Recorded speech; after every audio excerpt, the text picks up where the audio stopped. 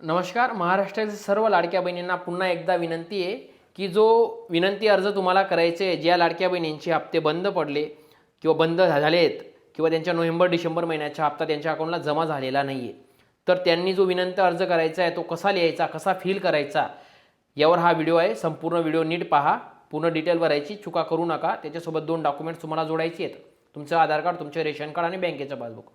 हे डॉक्युमेंट जोडून तुम्हाला ते अंगणवाडी सेविकेकडे जमा करायचं आहे. तर चला मित्रांनो, तो फॉर्म कसा फिल करायचा आणि तो अर्ज कसा आहे, तो अर्ज तुम्हाला आपल्या डिस्क्रिप्शन बॉक्समध्ये टेलिग्राम ग्रुपची लिंक दिलेली आहे. त्या ग्रुपला जॉईन व्हा आणि तिथून ती PDF तुम्ही प्रिंट करून घ्या आणि तो फॉर्म तुम्ही अंगणवाडी सेविकेकडे जमा करायचा आहे. तर चला मित्रांनो, आपण तो फॉर्म कसा भरायचा ती डिटेल पाहूया.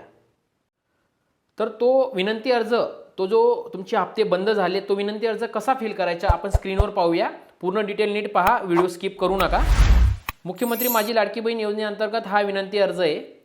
हा अर्ज तुम्हाला तालुकाच्या महिला बालविकास अधिकारी साहेबांना तुम्हाला हा अर्ज द्यायचा आहे. म्हणजे तुम्ही अंगणवाडी सेविकेकडे द्यायचा, ते तो फॉर्म ते त्यांच्याकडे जमा करतील.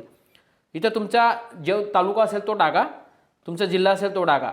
जो तुमचा तालुका असेल शिरपूर, धुळे, तुमचे तालुका जिल्हा नीट फिल करा. त्यानंतर खाली बघा विषय येतो, इथं मुख्यमंत्री माझी लाडकी बहीण योजनेचा अर्ज रद्द झालेल्या DBT लाभ पुन्हा सुरू होण्याबाबतचा हा अर्ज तुम्ही महिला बालविकास अधिकाऱ्याला करताय.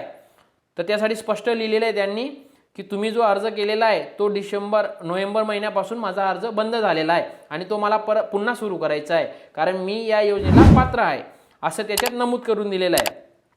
तर तुमच्या KYC मध्ये काही प्रक्रियेदरम्यान तुमच्या काही चुका झाल्या असतील, म्हणून त्यामुळे तुमचे ते अर्ज बंद किंवा तुमचे ते हप्ते रद्द झालेले असतील, तर ते पुन्हा तो लाभ मिळवण्यासाठी आपण हा अर्ज त्यांना करून देतो आहे.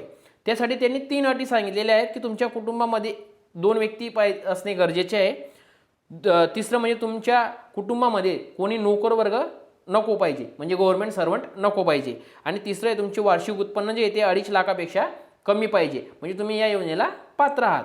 खाली दिलेले त्यांनी तरी माझ्या या आधार कार्डची पुन्हा तपासणी करून या चूक दुरुस्त असेल ते करून मला पुन्हा या योजनेचा लाभ सुरू व्हावा अशी मी नम्र विनंती करते. आणि खाली दिलेलं आहे आपण योग्य ती कारवाई करून मला न्याय द्यावा ही विनंती. आता खाली तुम्हाला आपला विश्वासू म्हणून तुम्हाला इथं डिटेल दिलेली आहे. तुमचं अर्जदार म्हणजे तुमचं नाव इथं फिल करा, तुम्ही जिथे राहतात त्या गावाचे नाव फिल करा, तुमचा तालुका, तुमचा जिल्हा, परत तुमचा आधार क्रमांक मेन आहे. आधार क्रमांक टाकताना चुका करू नका, आधार क्रमांक एकदम परफेक्ट टाका, खाडाखोड करू नका. आणि अर्ज क्रमांक हा अंगणवाडी सेविका टाकतील.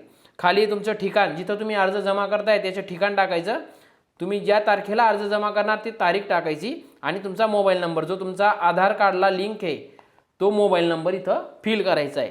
आणि त्याच्यासोबत 2 डॉक्युमेंट द्यायचे तुम्हाला, एक आधार कार्ड आणि एक रेशन कार्डचे झेरॉक्स. हे 2 डॉक्युमेंट्स त्या फॉर्मसोबत तुम्ही जोडा.